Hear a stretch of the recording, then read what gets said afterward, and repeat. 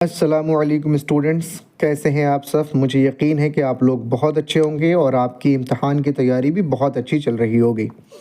لیکن آپ کی تیاری میں چار چاند لگانے کے لیے آپ کے سامنے حاضر ہوں میں ایم ڈی شاداب احمد کوشچن سیریز کے ساتھ۔ اگر آپ ان تمام سوالات کو حل کر لیتے ہیں تو یقین مانیے کہ آپ کے امتحان میں اچھے نمبر لانے سے آپ کو کوئی نہیں روک سکتا۔ چلیے تو آج کا ویڈیو اور سوالات کا جو ہے وہ آغاز کرتے ہیں۔ تو سب سے پہلا سوال ہے، کس نثری صنف کو دماغ کا ترنگ کہا گیا ہے؟ کس نثری صنف کو دماغ کا ترنگ کہا گیا ہے؟ تو پہلے یہ سمجھ لیں آپ کہ ادب جو ہے، اردو ادب کو دو حصوں میں بانٹا گیا۔ اردو ادب کو کتنے حصوں میں بانٹا گیا؟ دو حصوں میں۔ ایک ہے آپ کا نظم اور ایک ہے نثر۔ ایک ہے آپ کا نظم اور ایک ہے نثر۔ اور یہ اردو ادب ہی نہیں بلکہ دنیا کی تمام زبانوں کو دو حصوں میں بانٹا جاتا ہے، ایک نثری حصہ اور دوسرا نظمی حصہ۔ تو نظم یعنی جس میں اشعار ہوں، اور نثر جس میں گفتگو وغیرہ ہو۔ اب یہاں سمجھیے کہ نظم میں کون سے پارٹس آتے ہیں۔ تو نظم میں آپ کا آ جائے گا مرثیہ ہے، مثنوی ہے، قصیدہ ہے، رباعی ہے، قطع ہے، نعت ہے، حمد ہے وغیرہ، یہ تمام نظم میں ہوں گے۔ اور نثر میں آپ کے ہو جائیں گے ناول ہے، اس کے علاوہ افسانہ ہے، داستان ہے، مضمون ہے، سوانح ہے، خاکہ ہے، یہ تمام نثری حصہ میں آ جائیں گے۔ تو اس نثری صنف میں سے دماغ کا ترنگ جو کہا گیا ہے وہ انشائیہ کو کہا گیا ہے۔ اور انشائیہ کو کس نے کہا ہے دماغ کا ترنگ؟ ڈاکٹر جانسن نے کہا ہے کہ انشائیہ جو ہے وہ دماغ کا ترنگ ہے۔ اور انشائیہ کس ادب سے آئی ہے؟ تو مغربی لٹریچر سے، مغربی ادب سے آئی ہے اردو میں۔ اور انشائیہ بہت پرانا صنف سخن نہیں ہے، جدید صنف سخن ہے، یاد رکھیے گا۔ چلیے تو دوسرا سوال میں دیکھتے ہیں، نذیر احمد کا تعلق کس صنف سے تھا؟ نذیر احمد کا تعلق کس صنف سے تھا؟ تو نذیر احمد کا جو تعلق ہے وہ ناول نگار میں نذیر احمد کو گنا جاتا ہے، کیونکہ اردو میں سب سے پہلا جو ناول ہے اس ناول کا نام ہے مرأۃ العروس۔ کیا نام ہے؟ مرأۃ العروس۔ مرأۃ العروس اردو کا سب سے پہلا ناول کون ہے؟ مرأۃ العروس۔ اس کو اشاعت کیا گیا، اس کو شائع کیا گیا 1869 میں۔ اور اس کے علاوہ یہ بھی یاد رکھیے کہ 1869 میں مرزا غالب کی وفات بھی ہے، یاد رکھیے گا۔ تو مرأۃ العروس اردو کا سب سے پہلا ناول ہے جس کے رائٹر کون ہیں؟ نذیر احمد ہیں، نذیر احمد۔ ان کے علاوہ بھی بہت سے ناول ہیں، جیسے بنات النعش ہے، توبۃ النصوح ہے، یہ نذیر احمد کے ہی ناول ہیں۔ تو آپ یاد رکھیے۔ چلیے، نذیر احمد کا تعلق کس صنف سے تھا؟ تو ناول سے تھا۔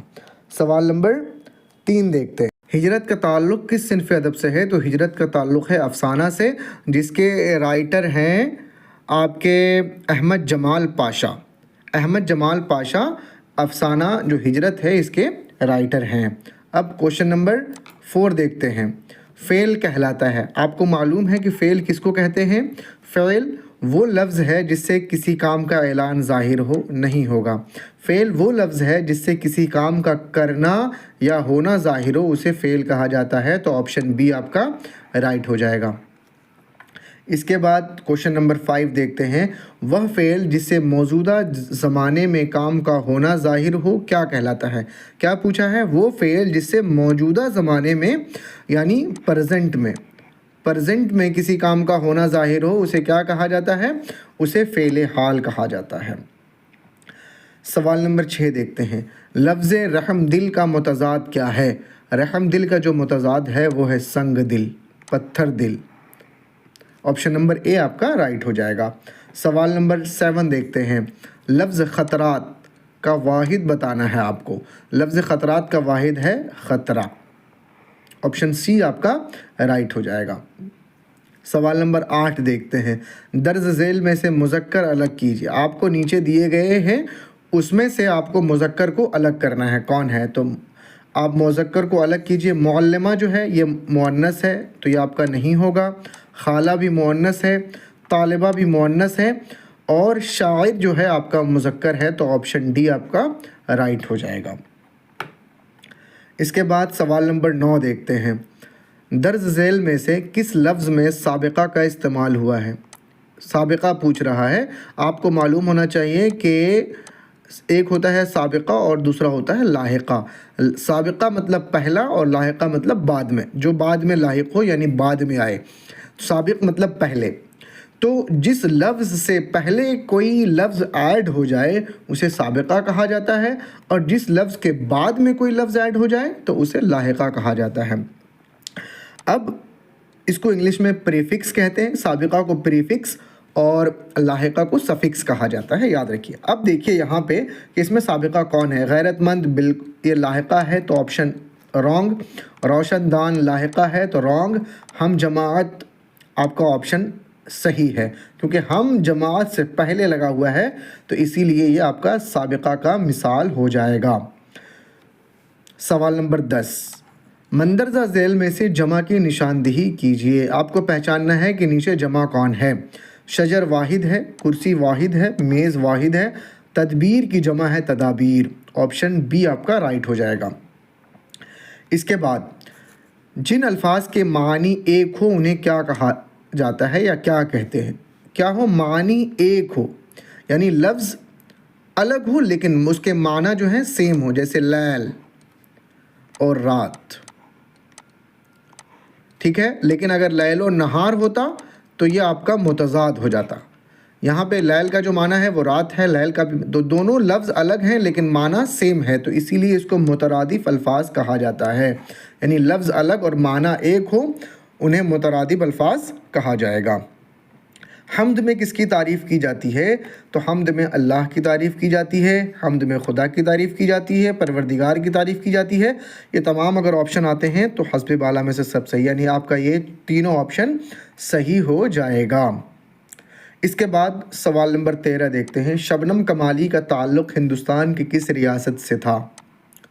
شبنم کمالی کا تعلق ہندوستان کے بہار ریاست سے تھا.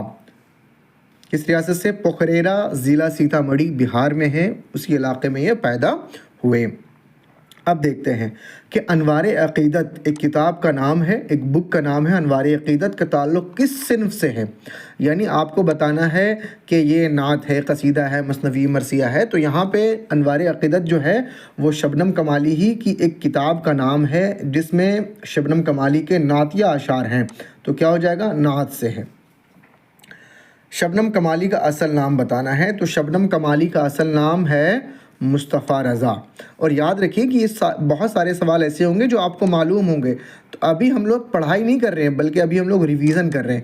جو بھی بات آپ نے پڑھی ہے، جو بات کتابیں آپ پڑھ چکے ہیں، ان ساری باتوں کو ایک بار دوبارہ نظر ثانی کریں، اس کو دیکھیں تاکہ ایگزام میں آپ کو یاد ہو جائے.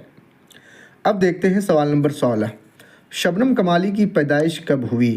آپ کو ان کا گھر پتہ چل گیا، ان کا نام پتہ ہو گیا، تو اب ان کی پیدائش بتانا ہے. تو 1938 میں ان کی پیدائش ہوئی ہے. آپشن بی آپ کا رائٹ ہو جائے گا. شبنم کمالی کی پیدائش 1938 میں. سوال نمبر 17. بھابی جان کا تعلق کس صنف ادب سے ہے؟ تو بھابی جان کا تعلق ہے مختصر افسانہ سے. یاد رکھیے سب سے نوخیز صنف سخن کو مختصر افسانہ کہا جاتا ہے. پہلے افسانہ تھا. افسانہ کیا ہوتا تھا کہ یہ 2-4 دن کی ایک کہانی ہوتی تھی. مطلب ایک کہانی ایسی ہوتی تھی جو مطلب ایک لمبے سمے تک 2-4 گھنٹے کی کہانی ہوتی تھی. لوگ بیان کرتے تھے، لوگ آتے تھے، سنتے تھے. آج کے زمانے کی وہ فلم مان لیجئے اس کو. لیکن اب آج کے زمانے میں شارٹس بھی آنے لگے ہیں، یعنی شارٹس ہے، ریلز ہے. یعنی پہلے اس سے ایک فلم تھی، اس سے چھوٹا ہو کے شارٹس بنا، پھر ویب سیریز بننے لگی وغیرہ وغیرہ.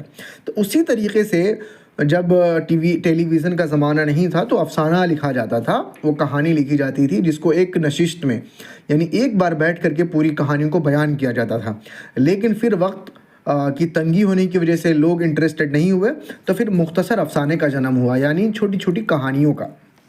تو بھابی جان کا جو تعلق ہے وہ مختصر افسانے سے ہے.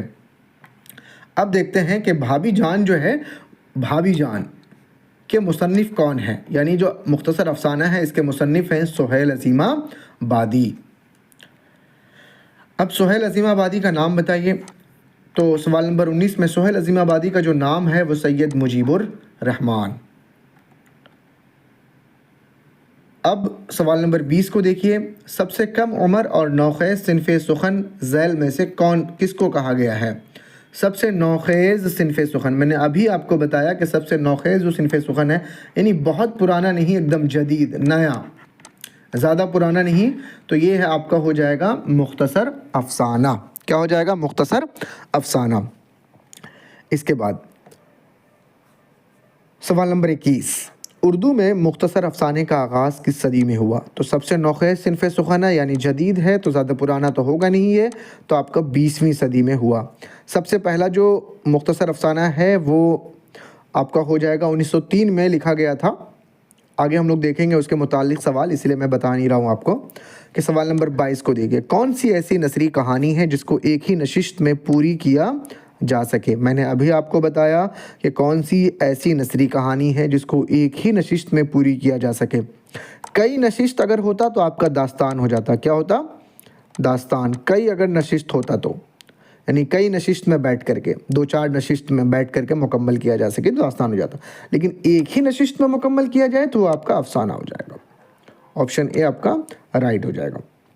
سوال نمبر 23، اردو کا پہلا مختصر افسانہ ذیل میں سے کون سا ہے؟ پہلا مختصر افسانہ بتانا ہے تو پہلا مختصر افسانہ جو ہے وہ ہے نصیر اور خدیجہ۔ یہ اردو کا پہلا مختصر افسانہ ہے، یاد رکھیے گا۔ اس کے بعد نصیر اور خدیجہ کو کس سن میں شائع کیا گیا؟ میں نے ابھی آپ کو بتایا کہ نصیر اور خدیجہ کو 1903 میں شائع کیا گیا تھا۔ آپشن سی آپ کا رائٹ ہو جائے گا۔ سید مجیب الرحمن کا تعلق، سید مجیب الرحمن کا تخلص بتائیں۔ تو سید مجیب الرحمن نام کن کا ہے؟ تو سید مجیب الرحمن جو ہے وہ سہیل عظیم آبادی کا نام ہے۔ عظیم آبادی ان کا تخلص نہیں ہے، اور یہاا پہ آپشن دے کے گھبرا مت جائیے گا آپ۔ عظیم آباد ایک جگہ کا نام ہے جس کا نام پہلے پٹنہ جو ہے ابھی ہے، اس کا نام پہلے عظیم آباد، اس سے پہلے پاٹلی پتر تھا۔ ان کا تخلص جو تھا وہ سہیل تھا۔ سہیل عظیم آبادی اس لیے تھا کہ وہ عظیم آباد میں پیدا ہوئے، اسی لیے ان کا نام سہیل عظیم آبادی ہوا۔ سہیل ان کا تخلص تھا۔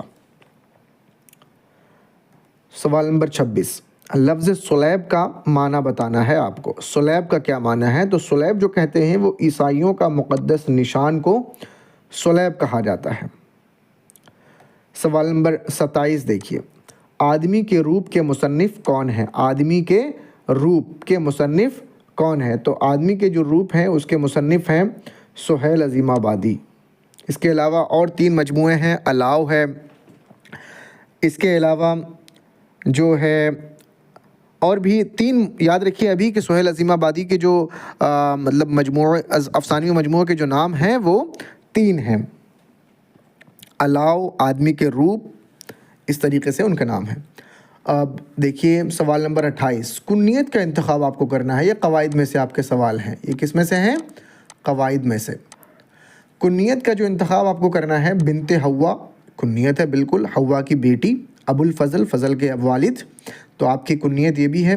اب کنیت کو سمجھتے ہیں کہ والد کے ذریعے بیٹا کا اگر نام ہو یا بیٹا کے ذریعے والد کا اگر نام ہو تو اس کو کنیت کہا جاتا ہے۔ ابو حنیفہ، حنیفہ کے والد، یعنی حسب بالا میں سے سب درست ہے۔ یہ تینوں جو ہے یہ کنیت کا ایگزامپلس ہے، اس کو یاد کر لیجیے آپ۔ اب سوال نمبر 30 دیکھتے ہیں، وہ حروف جو کسی اسم کے ساتھ آتے ہیں، اسم یعنی ناؤن کے ساتھ آتے ہیں، جو خصوصیت یا حصر کے معنی پیدا کرتے ہیں۔ کیا پیدا کرتے ہیں؟ خصوصیت یا حصر کے معنی پیدا کرتے ہیں، اسے کیا کہا جاتا ہے؟ اسے حروف علت بالکل نہیں کہتے ہیں، کیونکہ حروف علت 3 ہیں، الف واو اور یا۔ حروف تخصیص کہا جاتا ہے۔ تخصیص کا معنی ہی ہوتا ہے خاص کرنا۔ تم ہی آنا، تم ہی آنا، یہاں پہ تم ہی آنے کا کیا مطلب ہے؟ مطلب ایک خاص کر دیا گیا آپ کو، تو ہی جو ہے یہ تخصیص کے لیے آیا، تو یہ معنی میں جب خصوصیت پیدا کر دے اسے حروف تخصیص کہا جاتا ہے۔ کوئی نہیں آئے گا مگر تم آؤ گے، تو یہ جو مگر ہے یہ حروف تخصیص ہے۔ اب سوال نمبر 31 دیکھ لیتے ہیں، مثنوی کے لغوی معنی بتائیں۔ مثنوی کے لغوی معنی 2 کے ہیں۔ मसनवी का लुग़वी माना क्या है? दो। ये अरबी ज़बान का लफ्ज़ है, याद रखिएगा, क्वेश्चन बनता है कि मसनवी किस ज़बान का लफ्ज़ है, तो ये अरबी ज़बान का लफ्ज़ है। तस्निया होता है अरबी में जिसके माना होते हैं दो दो के, ठीक है, याद रखिए इस चीज़ को। अब मैं एक बात आपसे कहना चाहता हूँ कि अगर आप सवाल नंबर 31 तक आ गए हैं तो मुझे यकीन है कि आपको अच्छा लगा होगा, और अगर अच्छा नहीं लगा है तो क्यों नहीं लगा उसका रीज़न ज़रूर कमेंट में बताइएगा। मैं उसको आगे बढ़ाने की कोशिश करूँगा, उसमें बदलाव लाने की कोशिश करूँगा। लेकिन फ़िलहाल आपसे एक गुजारिश है, अपील है कि आप अगर वीडियो को ज़रूर लाइक ज़रूर कर दें। एक लाइक से आपका कुछ नहीं होने वाला, लेकिन मेरा बहुत कुछ हो जाएगा। तो एक लाइक कर दें और सब्सक्राइब भी करें, और इसके अलावा शेयर भी कर दें, ताकि जो लोग नीडी हैं उनको ये मालूम हो जाए कि उर्दू की क्लासेस हो रही हैं, फ्री में हैं, बिल्कुल कोई पैसे की ज़रूरत नहीं है, एकदम बिल्कुल फ्री है। आप बस सब्सक्राइब कीजिए, बस यही मेरे लिए आप मतलब एक पैसा हो जाएगा, समझ लीजिए कि आप सब्सक्राइब कीजिएगा तो मैं और भी सवालात बना करके लाऊंगा ताकि आपके इम्तहान में आपके लिए आसानी हो सके। चलिए देखते हैं आगे। मसनवी को लुग़वी माना बताइए। तो मसनवी को लुग़वी माना है दो दो। मैंने बताया आपको सना से निकला है जिसके माना है दो, अरबी ज़बान का लफ्ज़ है। अब सवाल नंबर 32 देखिए। बिहारी ख़ातून अफ़साना निगारों में सबसे मुमताज़ और मुनफरिद अफ़साना निगार कौन है? सबसे मुमताज़ और मुनफरिद अफ़साना निगार जो हैं वो हैं शकीला अख्तर। इनका शकीला अख्तर, याद रखिएगा, जब शकीला अख्तर को आप पढ़िएगा तो उसी में ये लफ्ज़ पूरा लिखा हुआ है, मुनफरिद अफ़साना निगारों में से मुमताज़ और मुनफरिद अफ़साना निगार कौन है? तो शकीला अख्तर। सवाल नंबर 33। शकीला अख्तर की पैदाइश हिंदुस्तान के किस रियासत में हुई? तो शकीला अख्तर की पैदाइश हिंदुस्तान के बिहार में हुई। बिहार कहाँ पे? गया ज़िले में, अरवल एक जगह का नाम है, वहाँ पे हुई। अब देखिए सवाल नंबर 34। शकीला अख्तर का पहला अफसानवी मजमुआ नाम बताना है कि कौन सा है। पहला अफसानवी मजमुआ का नाम क्या है? तो पहला अफसानवी मजमुआ का नाम है रहमत, जिसको अदब लतीफ़ में शाये किया गया था। किस में? अदब लतीफ़ में। उर्दू तरक्की हिंद ने शाये इसको किया था, याद रखिएगा। शकीला अख्तर का पहला अफसानवी मजमुआ जो रहमत है किस सन में शाये हुआ? तो 1938 में शाये हुआ। कहाँ पे? अदब लतीफ़ में, अदब लतीफ़ में। सवाल नंबर 36। शकीला अख्तर की पैदाइश कब हुई? शकीला अख्तर की पैदाइश 1916 में हुई, 16 अगस्त 1916, याद रखिए, 16 अगस्त 1916। सवाल नंबर 37 देखते हैं। शायद का ताल्लुक़ किस सिन्फ़े सुखन से है? शायद जो है वो किस सिन्फ़े सुखन से ताल्लुक़ रखता है? तो शायद जो है वो अफ़सानवी मजमुआ है, शायद। सवाल नंबर, और शायद के जो मुसन्निफ़ हैं, आपको मालूम होगा कि शायद के जो मुसन्निफ़ हैं वो शकीला अख्तर ही हैं। सवाल नंबर 38। शकीला अख्तर के कुल कितने मजमुए शाये हुए? तो शकीला अख्तर के कुल 6 मजमुए शाये हुए। आपको कमेंट सेक्शन में बताना है कि शकीला अख्तर के कितने मजमुए, यानी 6 मजमुए के नाम आपको कमेंट सेक्शन में ज़रूर बताना है कि शकीला अख्तर ने कितने मजमुए हैं, उसके तमाम के नाम। चलिए सवाल नंबर 39 देखते हैं। कुछ सवालात आप भी हल कीजिए। सवाल नंबर 39 देखते हैं कि किन की कहानियों में मुतवस्सित मुस्लिम घराने का माहौल मिलता है? मुतवस्सित का माना होता है मिडिल क्लास जो होते हैं, मिडिल क्लास जो मुस्लिम घराना है उसका माहौल जो है हमें मिलता है शकीला अख्तर की कहानियों में। यानी इनकी जो कहानियाँ होती हैं वो ज़्यादातर मुस्लिम मिडिल क्लास फैमिली के बारे में होता है। सवाल नंबर 40 देखिए। पूरे चाँद की रात के मुसन्निफ़ कौन हैं? पूरे चाँद की जो रात हैं उसके मुसन्निफ़ हैं कृष्णचंद्र। कृष्णचंद्र जो हैं वो पूरे चाँद की रात के मुसन्निफ़ हैं। और अगर सवाल बन गया कि पूरे चाँद की रात किस सिन्फ़ से ताल्लुक़ रखता है, तो पूरे चाँद की रात जो है वो एक अफ़सानवी मजमुआ है कृष्णचंद्र की, याद रखिए। चलिए आगे। सवाल नंबर 41। इबरत और नसीहत के मुसन्निफ़ कौन हैं? इबरत और नसीहत के जो मुसन्निफ़ हैं वो हैं पंडित रतननाथ शरशार। आपको बताना है कमेंट सेक्शन में पंडित रतननाथ शरशार का डेट ऑफ बर्थ और डेट ऑफ डेथ, ये आपको बताना है कमेंट सेक्शन में। सवाल नंबर 42। اب پھر قواعد کے متعلق کچھ سوالات ہیں، اس کو غور سے سمجھیے گا۔ ایسے سوالات جو بالکل بورڈ میں اسی طریقے سے پوچھے جاتے ہیں، اور آپ کو حل کرنا اگر یہاں آ گیا تو آسانی کے ساتھ آپ وہاں حل کر لیں گے۔ علی اسکول جا رہا ہے، اس جملے میں علی کون سا اسم ہے؟ اس جملے میں علی کون سا اسم ہے؟ آپ کو بتانا ہے علی کون سا اسم ہے۔ تو اس میں نکرہ نہیں ہوگا کیونکہ علی عام تو ہے نہیں، خاص کا نام ہے، تو اس میں ذات، اس میں صفت، اس میں ضمیر۔ تو یہاں جو علی ہے وہ اس میں ذات ہے۔ اب سمجھیے کہ اسم کی دو قسمیں ہوتی ہیں، ایک ہے ذات اور ایک ہے صفت۔ جب کسی ذات کے بارے میں بتایا جائے تو کسی شخص کے بارے میں بتایا جائے تو وہ اس میں ذات ہو جائے گا، لیکن کسی کی صفت بتائی جائے یعنی اس ذات کی خوبی یا خرابی، جیسے کرسی ایک ذات کا ہے لیکن اگر اس کی خوبی یا خرابی بتائی جائے تو وہ صفت میں ہو جائے گا، اسی لیے یہاں جو ہے علی اس میں ذات ہے۔ اب دیکھیے سوال نمبر 43 میں ایک جملہ ہے، اس کو پڑھیے اور اس کے بعد آنسر دینا ہے۔ جے پور ہندوستان کا ایک خوبصورت شہر ہے۔ جے پور ہندوستان کا ایک خوبصورت شہر ہے، تو جے پور جو ہے کس قسم کا اسم ہے؟ آپ کو بتانا ہے کہ جے پور کس قسم کا اسم ہے۔ اس میں ذات، اس میں صفت، اس میں اشارہ، اس میں فعل۔ تو جے پور یہاں پہ اس میں ذات ہے کیونکہ اس کے بارے میں، جے پور کے بارے میں بتایا جا رہا ہے نا کہ خوبصورت ہے۔ تو اب جب اگر پوچھا جاتا ہے کہ خوبصورت کیا ہے تو خوبصورت آپ کا اس میں صفت ہو جاتا، لیکن پوچھا جا رہا ہے کہ جے پور کس قسم کا اسم ہے تو یہاں پہ آپ کا ہو جائے گا اس میں ذات۔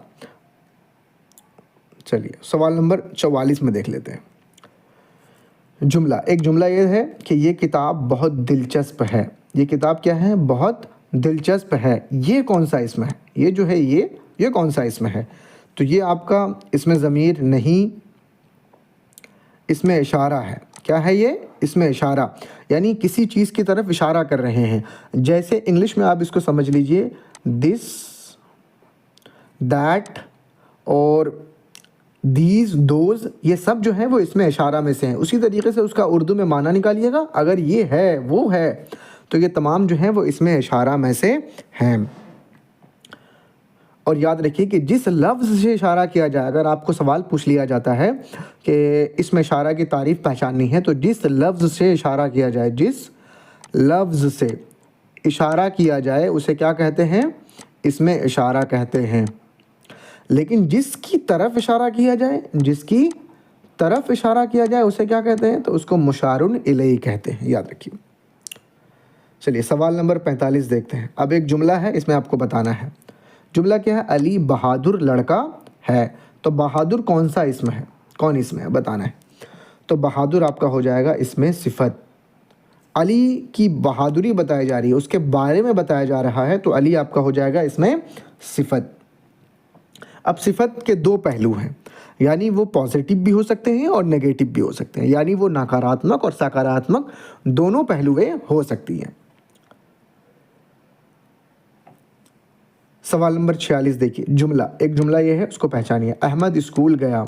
میں زیادہ سوال جملے کے تعلق سے ابھی میں لے گیا ہوں، کم سے کم 7 سے 8 اس لیے لے گیا ہوں کہ بہت سے اگزام میں اب اسی طریقے سے آپ کو جملے ملیں گے اور اس جملے میں آپ کو پہچاننا ہوگا کہ اس میں فعل کون ہے، اسم کون ہے، حرف کون ہے۔ تو آپ سمپلی یہاں پہچانیے کہ احمد اسکول گیا، تو گیا کون سا فعل ہے؟ فعل حال ہے؟ بالکل نہیں ہوگا۔ پریزنٹ کی بات تو نہیں ہو رہی، پاسٹ کی بات ہو رہی ہے۔ فعل مستقبل، یہ آپ کا فیوچر ہو جائے گا۔ فعل ماضی ہے یہ، یعنی گزرا ہوا زمانہ بتایا جا رہا ہے کہ احمد اسکول گیا، تو فعل ماضی ہے۔ اب ماضی کے بھی فعل ماضی کی بھی کچھ قسمیں ہیں، ماضی قریب ہے، ماضی بعید ہے، ماضی استمراری ہے، ماضی احتمالی ہے، ماضی تمنائی ہے وغیرہ۔ اور جس سے حکم دیا جائے اس کو فعل امر کہتے ہیں، یہ بھی آپ کو معلوم ہوگا۔ سوال نمبر 47 دیکھتے ہیں۔ جملہ کیا ہے؟ میں روزانہ ورزش کرتا ہوں۔ کیا ہے؟ میں روزانہ ورزش کرتا ہوں۔ کرتا ہوں کیا ہے؟ کرتا ہوں کس قسم کا فعل ہے آپ کو بتانا ہے، تو فعل حال ہے۔ کیوں فعل حال ہے؟ اس لیے فعل حال ہے کہ ابھی کی بات ہو رہی ہے نا، پریزنٹ کی بات ہو رہی ہے، کرتا ہوں، تو فعل حال آپ کا ہو جائے گا۔ فعل مستقبل بھی نہیں ہوگا، فعل امر بھی نہیں، فعل ماضی بھی نہیں۔ سوال نمبر 48، جملہ علی کل بازار جائے گا، کیا کرے گا؟ علی کل بازار جائے گا. تو یہ جائے گا کون سا فعل ہے؟ تو جائے گا جو ہے آپ کا وہ آپ کا ہو جائے گا فعل مستقبل، کیونکہ کل کی بات ہو رہی ہے، آنے والا زمانے کی بات ہو رہی ہے، تو آپ کا فعل مستقبل آپ کا ہو جائے گا. اب 49 میں ایک جملہ ہے، جملہ کیا ہے؟ دروازہ بند کرو. دروازہ بند کرو. تو بند کرو کیا ہے؟ اس کو پہچاننا ہے آپ کو. بند کرو کس قسم کا فعل ہے؟ تو بند کرو جو ہے وہ آپ کا فعل امر ہو جائے گا. فعل امر یعنی جس کام کے لیے حکم دیا جائے، جیسے انگلش میں آپ لوگوں نے پڑھا ہوگا declarative sentence, interrogative sentence, imperative sentence اور ایکسکلیمیٹری سینٹینس. تو امپریٹو سینٹینس میں جو آرڈر یا کمانڈ ہوتا ہے اس میں دونوں پہلو ہو سکتے ہیں، یعنی وہ پازیٹیو بھی ہو سکتا ہے اور نیگیٹو بھی ہو سکتا ہے، دونوں پہلو ہو سکتی ہے. لیکن اردو میں ایسا نہیں ہے. اگر پازیٹیو ہے یعنی کرنے کے حکم دیا جا رہا ہے، پازیٹیو اگر ہے تو آپ کا ہو جائے گا فعل امر. اگر نیگیٹیو ہے یعنی مت کرو اگر آ گیا، کرو ایک کام آپ کرو، لکھو تو آپ کا پازیٹیو ہے، لیکن نہیں لکھو تو یہ آپ کا ہو جائے گا نہیں، فعل نہیں. یاد رکھیے گا. سوال نمبر 50 اور آج کا یہ آخری سوال ہے. لیکن اگر آپ لوگ کمنٹ میں آپ لوگ بولیں گے کہ نہیں سر اور بھی سوالات چاہیے مجھے، کم سے کم 500 600 جتنے سوالات آپ کو ریویژن کرنا ہے، ہم سوالات لے کر کے آپ کے لیے ضرور آئیں گے، پر ڈے آئیں گے.